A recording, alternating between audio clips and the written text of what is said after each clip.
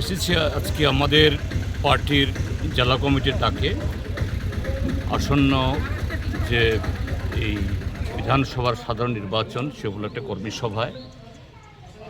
আমি গত 4 দিন ধরে আসামে আছি এবং মানুষের যে এই নির্বাচন সম্পর্কে মন কি বাত বোঝার জন্য, আমাদের দেশের প্রধানমন্ত্রী যে মন কি বাত করে, আমি মন কি বাত জানার জন্য আগরতলা থেকে ফ্লাইটে না এসে আমি ট্রেনে এসেছি।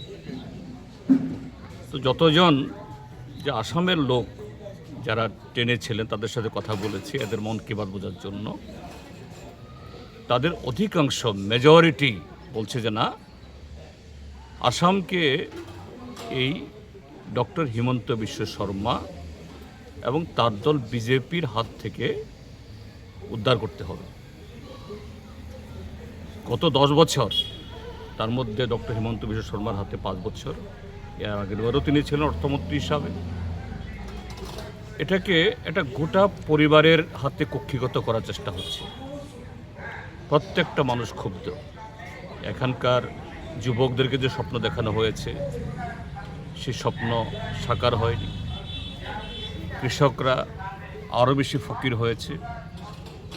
আর আসামে এখানকার জনগোষ্ঠীর মধ্যে যে শান্তি সম্প্রীতি ছিল অতীতে, একটা সাংস্কৃতিক বৈচিত্র্যের মধ্যে একটা গর্ববোধ করতো। এখানকার বিহু উৎসবে হিন্দু মুসলমান একাকার হয়ে সবাই অংশগ্রহণ করত। আজকে সেই বিহু এটা দ্বিখণ্ডিত হয়েছে।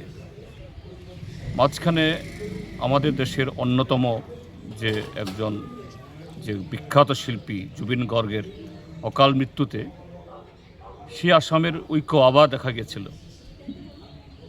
কিন্তু এখন আরও দুর্ভাগ্যের, সেই শিল্পী জুবিন গর্গের মৃত্যু নিয়েও নানা রাজনীতি হচ্ছে। তো এতে আসামবাসী আরও ক্ষুব্ধ।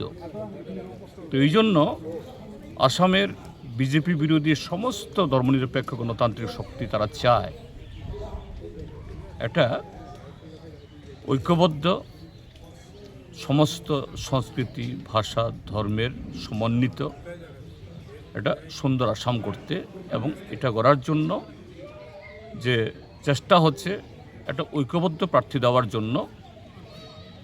এখন সেখানে যে সমষ্টিই হোক, যেখানে এই বিজেপি বিরোধী যেই প্রার্থী হন তাকে জেতানো, বিজেপির হাতে রক্ষা করার জন্য মানুষ সংকল্পবদ্ধ।